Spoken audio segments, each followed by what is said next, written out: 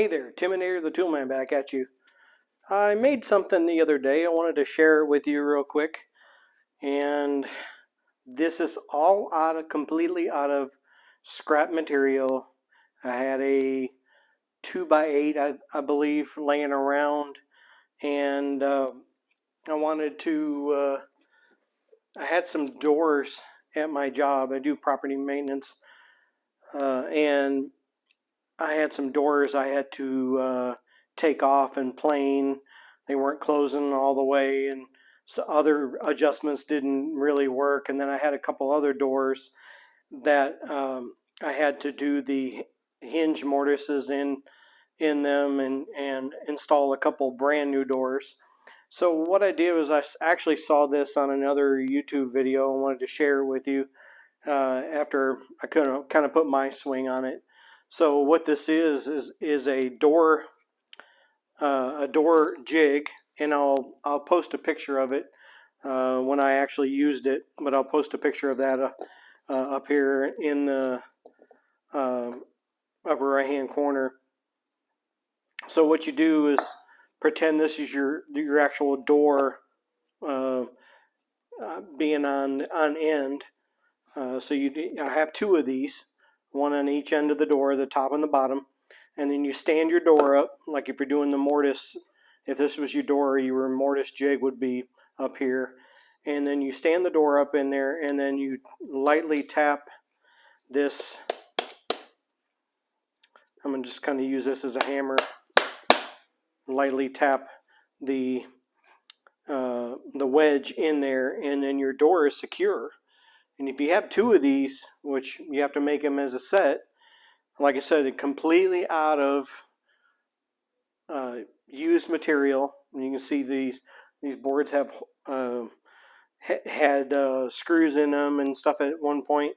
And like I said, I didn't want to have to buy something that was really expensive. This is just for my job, and we have to supply our own tools for the most part, except for like lawnmowers and stuff like that. So I wanted to be able to hold the doors up and do the work on them that I needed to do to be able to install the doors. So I set the door in there, tighten down the jig, and then when you're done, you just kind of give the item a tap. And I'll grab a hammer so you can really see. You don't really have to put too much on it.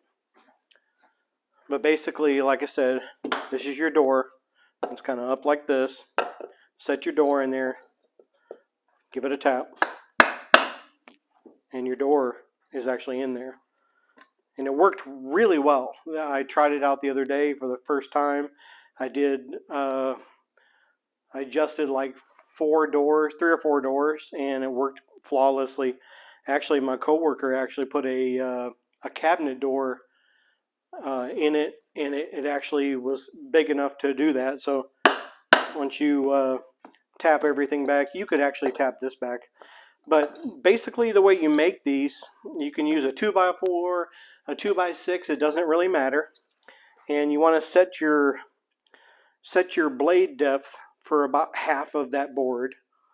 So I took my circular saw and set my blade for about half of the board.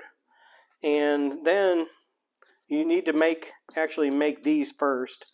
This was actually all one piece, just like this. You can see where I drew a line. I was going to make another set, and then I decided not to. So you actually, when you make the wedge first, because that helps you actually make the rest of it. So you come down about 1 inch on either side, and then draw a line, and then you cut on that line. Now you're cutting across the grain, so it takes a little while to do the cut, but this piece is only about 7.5 inches long, and I came down about 1 inch here and 1 inch on that side, drew a line between them, and then cut it. That's how I got this size. And then you take just a regular piece of board. This is about the thickness of a door, and you lay it in there, and then make your line across here, so you can have so you know what kind of angle it needs to be at. Once you make this this wedge first, then that gives you your angle that you need to cut at. So that's how I got the weird cut. So you got like this, and you got this laying like that. So it actually lays just like this, and that gives you your angle over here.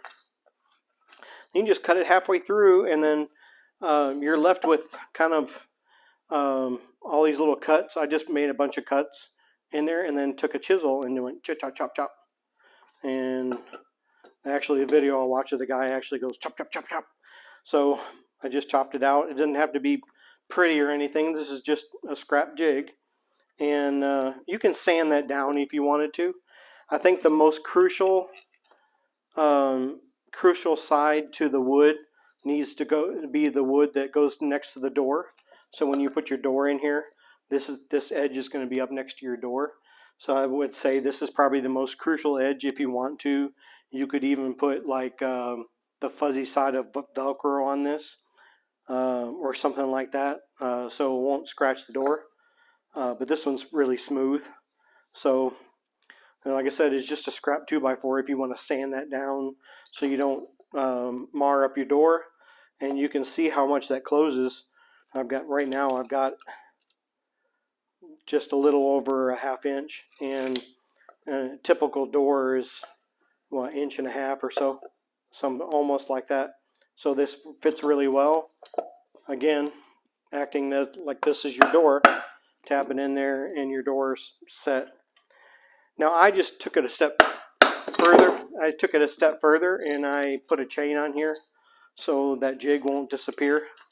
And myself and my coworkers use this, so I just do not discard, so they know it's an actual tool. And there you have it. You have a door jig. You can set the doors up in it, and do what you need to do as far as cutting out mortises or anything like that. And if at any point the jig becomes unusual, you make another one, or like I said, sand it down. The most important edge, like I said, is this edge here that goes up against your door. Obviously I just want to do this for show, but like I said, I got that down there. Took me probably about 20 to 30 minutes, probably 30 minutes to make both of these with some scrap material. Again, this is like a 2x8 ripped in half, and it doesn't have to be anything special. You can use a 2x4 or 2x6. I would probably use a 2x4 for this, for the wedge itself. That's what this was here. And again, come down about 1 inch, come up about 1 inch, draw a line and cut it, and that forms your wedge. If you have any questions, comments, if you need a little extra guidance on how to make this, I'll leave my email in the description, and you can email me or send a comment.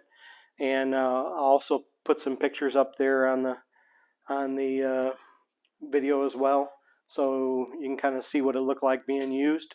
And kind of hard to do when you're filming it by yourself.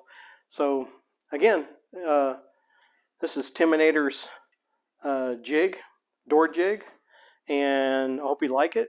I hope you make one and use it, and make it completely out of scrap so it doesn't cost you anything. I think I had the chain somewhere, the same kind of chain that you'd hang up a fluorescent light or something like that, and I don't even remember where I got it. So I had all the materials and just put them together for nothing, and it cost you a little time. And hope that helps. This is Timinator Toolman. If you're getting good value out of my channel, if you go down there and hit the like and subscribe button, I really would appreciate it. And I'll catch you on the next one. Timinator Toolman back at you.